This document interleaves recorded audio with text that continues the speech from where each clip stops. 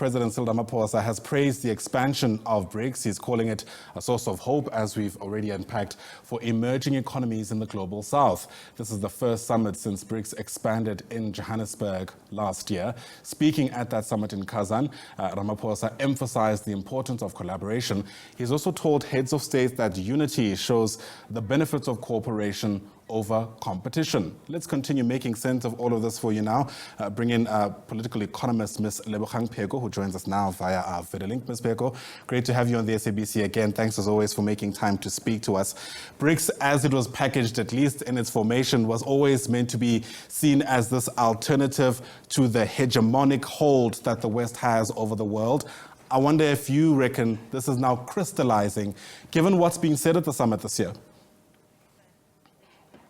It does seem to be crystallizing. I mean, we've seen that there are several new countries that have joined, and we can also see, I mean, the new joiners include Egypt, Ethiopia, I think the United Arab Emirates, and Iran. And I think that they represent, although it's a bit of a ragtag in terms of geopolitical power, they certainly do represent a critical mass. And it's clear that the BRICS formation in its current and growing constellation is presenting a real threat and a real alternative to the G7, for example. And it could also, of course, begin to present a different kind of counter-power and counter-hegemony, even to institutions like the African Union, like the European Union, perhaps, and even constellations like the Group of 7 and the Group of 20 countries. And then you mentioned the Commonwealth as well. And I think one of the things that's been interesting about the Commonwealth is that for many people it's been incredibly moribund over the last 5, 10, 15 years, and the demise of Queen Elizabeth was almost symbolic of its general rescission in the public domain, in the public eye, whereas the BRICS does seem to represent something that's far more vibrant, that is anti-imperial, for what that might be worth in fact and indeed in terms of their own economic practice. So for all these kinds of reasons, it's not surprising that the UN Secretary General has seen fit to be there in Russia at this particular occasion and gathering. Yeah, and since you've mentioned Antonio Gutteres, perhaps we might unpack just the dynamics of his presence there. I've seen some of his critics mentioning that his being there could inadvertently sanitize Vladimir Putin's image, who of course has come under sharp criticism from the West because of a whole host of things, including of course the war against Ukraine. I mean, is that fair, do you reckon? Or is he actually best placed to speak to Putin now that he's at the summit about ending the war, for example? Well, I mean, I think you raise a really important point, Ayanda, because I think this idea that our enemies must be your enemies for somebody of the standing of the UN Secretary General is a bit problematic. And as you rightly say, it certainly might possibly pose an opportunity for him to speak to President Putin on ground, to take him offside, to take him into his confidence. We don't know, but we do also understand that one of the primary functions of the UN Secretary General is as a peace envoy globally. Understanding that, of course, there have been huge criticisms over the role of the UN, that at certain times, certain powers seem to have certain nation states seem to have far more power than other nation states, that countries of the global south, the majority world, lack the voice and the mandate and the visibility and the influence that they certainly should have, and that it does still seem to operate as a constellation of former colonial and colonizing powers that have now decided to bring a few of their favorite friends into the ring. China seemed to be always quite playing a neutral role in this space. So I certainly do think that it's an important move for Secretary General Gutteres to show that, firstly, he is above being influenced by the US in particular, by the Ukraine on the other hand, and also that perhaps he has a spine, and that the UN is actually a transnational and transfractional body that hasn't always played out in fact, but maybe this is a moment to see how if it does play out that way. That's such an interesting term, transfactional institution. And this is all happening, by the way, incidentally, as the world, I suppose, marks United Nations Day, and we're expecting Antonio Gutteres to speak at that gathering sometime today. I imagine he's going to speak about that. it is an opportunity to reflect about the effectiveness of this institution, which has been around for so long, and which, let's face it, has had to fend off some real challenges, especially over the past decade or so. What's your assessment about multilateralism, specifically that institution, how it's constituted, and whether or not it's actually being effective in driving through that global stability and peace that it's mandated to? Yeah, so I mean, I think, to carry on with what I was saying, pursuant to my previous remarks, it's fair to say that the UN has, over the last 20, 30 years, become incredibly domesticated and has become, by all accounts, the kind of body that perhaps is no longer viewed as being neutral and acting in good faith. And there was a shift. This shift came in the late 1970s, early 80s, when the US actually bailed out the United Nations, which were highly indebted.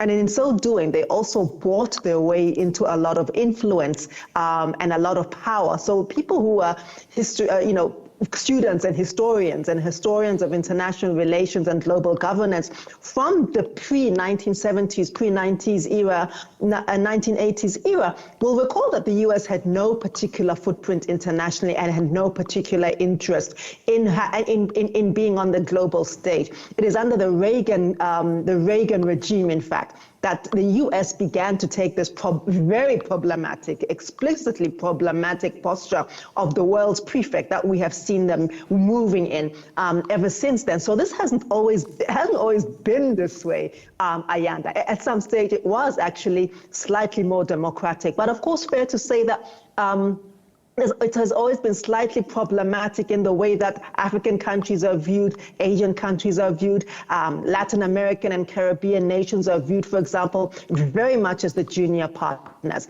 and very much as the ones who are there almost as, as invitees to the party, which has been called by your larger, your more influential and historically important, and I use heavy air quotes, powers, France, Germany, Italy, the United Kingdom, the US, and then of course, plus the Soviet Union, now Russia, and of course, plus China. So fair to say that, the functionality and the sense of neutrality of the United Nations has been under question many times. They didn't say much about the extrajudicial killing of Colonel Gaddafi. They didn't say much about the extrajudicial killing of Saddam Hussein, and so on and so forth. They failed to act as far back as the 1960s against the assassinations of Patrice Lumumba. So it has been a problematic body in many regards and a very complex one for many, many decades, but certainly fair to say that the neoliberalization of governance